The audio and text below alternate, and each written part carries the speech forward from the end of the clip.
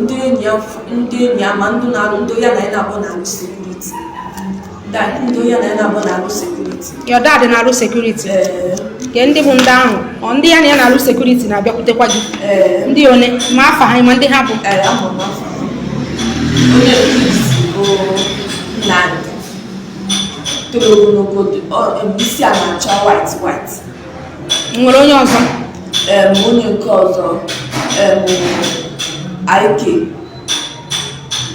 IK onye security. Onye security. Nwere onye ọzọ? Onye nke ọzọ Chibuzo. Ọ na-arụ security. Ọ na-arụ security. So ndị security niile zi na-edina gị. Nwere onye ọzọ? So from nọ na gbagotezebe my grandfather. Ekenekwa m gị onye ma na-ege ntị for that short video inene nke bụ second video. Obele nwa ahụ ndị Igbo Ukwu na-edina ka ha dina gbue. She kept saying her mind. We have to first of all encourage her for speaking out on her water, because the first video post, a lot of people on the comment section na itimbu because obon if you the video na the first one in Afaberia, then you know the second one. This are the first one where actually made the person booted the news attack bidonya we a bribe of 2 million. The second one was the interview in Soko Hasena, the young lady na blackmail and character assassination. Man, even no na blackmail no keziko so amalacha afunu bully anise. We go to show you that there is a part of her that has been tampered with. To show that the face and the name of those men will never leave her memory. Will never leave her memory unless God intervene. When post such those videos, some people are comments and ask maka mad girl or na mad girl anore because you know the full story at this interview. The name of Kwali Hozo na Bogojumanya. Because I made mention of God, Jesus Christ in my video. A lot of people will be issue about it. Where Joe the man is here, does it mean that you cannot condemn evil first before you thinking that Jesus Christ be your problem? Which now we have in comment, which I may repeat here, but now, as some working, you must go one work tonite. No, you are going to no silicon, do she what we do no mono. What are you going to do as the father? You have to show that you are the man of the house and to prove to the world that you are still a man and you are still capable. No but the head of the family. You have to first of all carry out your duty as a man. You know that we're saying me example as a in a sinatana Jesus saying why didn't Jesus carry out this thing, or didn't Jesus stop it from happening? I say, in a Igbo ancestors is too powerful. Why then how consider this thing and why for that matter? Even see no about the origin of ancestors and ancestral again one. Why didn't they stop it from happening? To prove to Jesus na Jesus saying what he can. It's same no since in the Bible don't know about Jesus as their savior, all these things that you name. Oga I ask again, so in our 40 him as he Jesus can fear to condemn the act of people of Igbo Ukwu. The last thing I'm going to say, Oga is either no goa, either among these people meliha, or name ha, or name mention or afagidia, or no maloney madia, because you cannot condemn, you have not yet condemned evil before even Igbo Ukwu show you a shift to blame to Jesus Christ and any other thing. This is our problem. Some of them by name condemn good in first. Before Igbo Ukwu Jesus say Jesus asịrị yotago mgbe okwu ọnụ adapụta akwara gị na ndị omena na ndị ụka melia mana ghọta, because as a father you cannot join hand idefile nwa mụtara amụta, just like mmadụ nọ n'ebe a na-agba izu igbu mmadụ esi na isoro gbuo onye ahụ, mana na ebe na ebe ndị agbara izu igbu onye ahụ, you are part and parcel of it. Because the judgment bịawa ọ ya abịa ma ngụwa nọ ebe agbara nya bụ izu ma onye gburu the person ma onye wetara ihe ji wee gbuo onye ahụ, unu niile as a part of it. So this young lady now, we first of all have to acknowledge her first. Or the reason I normally in this interview say na some people also hamba na high threat ni igbu ya ma okwu okwu. So this issue is far more deeper. Guys, fear. that na okwu na some people si na ha yi egbu ya, and some people na akpụ ya ọbịa, and the way o si ekwu ifu na fear ha adịgo ha n'ime that she cannot say no. She cannot, ọmasị ndị ahụ mba. Ụfọdụ ọpụtara asị ụfọdụ na-enye ya ego. In other words, unu atọ n'ụgwọ nwa mmadụ tu akwụna. Unu mezu na-enye ya ego. So ọ na-agakwa, ọnwa ebe ezi ya na-agụ n'ofe ya n'ụzọ, unu akpọọ ya. Ihe a bụ ezigbote alụ mere n'Igbo Ukwu. Ezigbote alụkọ nwa bụ ihe mere n'Igbo Ukwu. And I find it difficult to understand why some people are trying to show this wickedness, are trying to cover this wickedness, to cover this act, man. Ijuzie ọ bụrụ nwa gị, ọ bụrụ nwa gị, ọ bụrụ nwa nwanne nwa gị, nwa nwanne gị, ihe dị nwukwa. Ihe dị nwukwa. That is the problem. Can you be able to endure? Because ndị Igbo na-achọ na ebulu ụzọ onye ọzọ n'iso dịka Igbo Ukwu nkọ. All these things unu na-eme ụmụazị mmadụ, ihe dị nwukwa ma olu eto ọnụ gị. This case, I am fully small.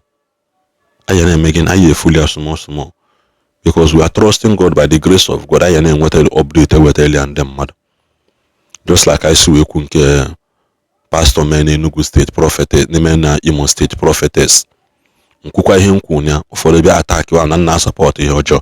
At the end of the day, when we tell the final news, ihe na-eme na some of you people. You don't just jump into something. When did it? You must say we want to just kwuo and ha because nature ikwu okwu n'inwere ọnụ.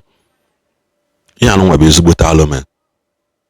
And if not treated, aja anụ Igbo, as long as na-ebe onye Igbo, this pattern is set to repeat itself.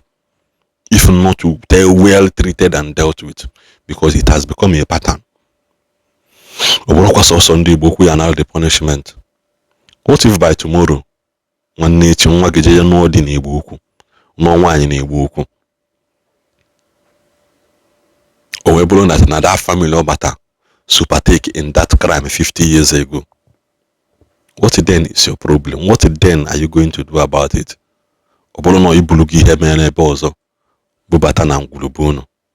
So nya bụ spirit ibu bubata na ngwurube unu esozi ya wee mee gịnị react wee chọpụtazi that na 30 years later that kind of incident repeat here na bụ na just kezi ebe ihe anụnwasị. Mama na that 50 years ago ebe si nụta nwaanyị commit act of something that was not dealt with. So in waiting for them for repercussion, anybody that come in contact with such family or such lineage has partake in that crime. Because a lot of people feel you know obeli kind of deal with. It's not about obeli here. As long as neighbor Igbo, this thing may to tag in one way or the other. Even if ni omama to target you, or even if na condemn go daji ha first. Condemn go dian. Kuteni ha baji hebi hemen. Kupu zia no you kupu. Kupi kupu keda bona bene echi kada fine na just that will on wa hiteme condemn mo boy ha bi ha lo. That is just it. So no not upon the interview that lady called that na ka na nkulo ko too much because God na ndị enyi ya ma ndụ na ndụ ya na na-abụ na security. That ndụ ya na na-abụ na security. Your dad na security. Ke ndị bụ ndị ahụ, ndị ya na na security na-abịakwutekwa gị. Ndị one ma afa ha ma ndị ha bụ. Ahụ ma afa. Onye bụ land. Toro n'obodo isi a na-acha white. Nwere onye ọzọ. Onye nke ọzọ IK onye security. Nwere onye ọzọ. Onye nke ọzọ Chibuzo. Ọ na-arụ security. So ndị security niile ezi na-edina gị. Nwere onye ọzọ. So from nọ na gbagotezebe my grandfather. So ndu bizube my grandfather, my grandmother. Ndozi na abịakwute. Ke ndị bụ ndị ahụ? Onye nke isi bụ Ugochukwu. Okoli. Onye ọzọ? Onye nke ọzọ nke Okoli. Ụmụnne na-arụ? Onye ọzọ? Onye nke ọzọ Ifeanyị Okeke ọrụ. Onye ọzọ? onye nke ọzọ John. Ndị akịta ị na-akpọsị afọ asị gị gosiwe ebe ha na gosiwe ha. Can you show us? Ya egosi nwaanyị ndị bụ ndị a niile. Yes. Ọgwụgwọ mmadụ ole ka ị kpọgbo na mmadụ 5. Ọgwụgwọ. Na ọka nkụ. Yes. Nkechi eze. Onye nke ọzọ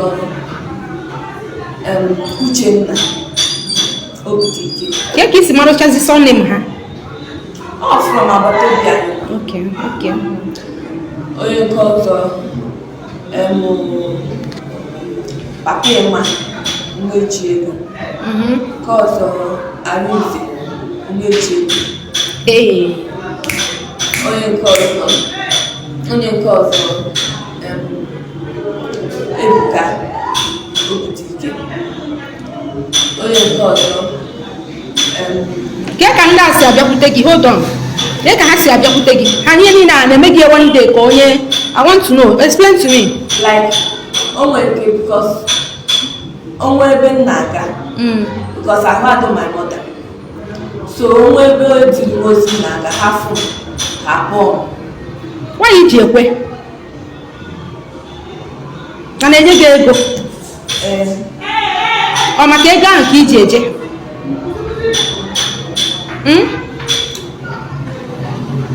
Just take me like your mother. Tell me everything. Ọ maka ego ahụ ka iji eje ka o nwere ihe ọzọ iji maka ya eje? Mmadụ niile anyị na-akpọsị afa na ọha ncha niile na-asị gị na ikwuo egbuo gị. Ụfọdụ na-ekwu ndị agha ada ekwukwe n'ihe ị na-asị ha mba ka ọ na isi ha mba ha eme gịnị? I want to know. Ị na-asịkwa ha mba?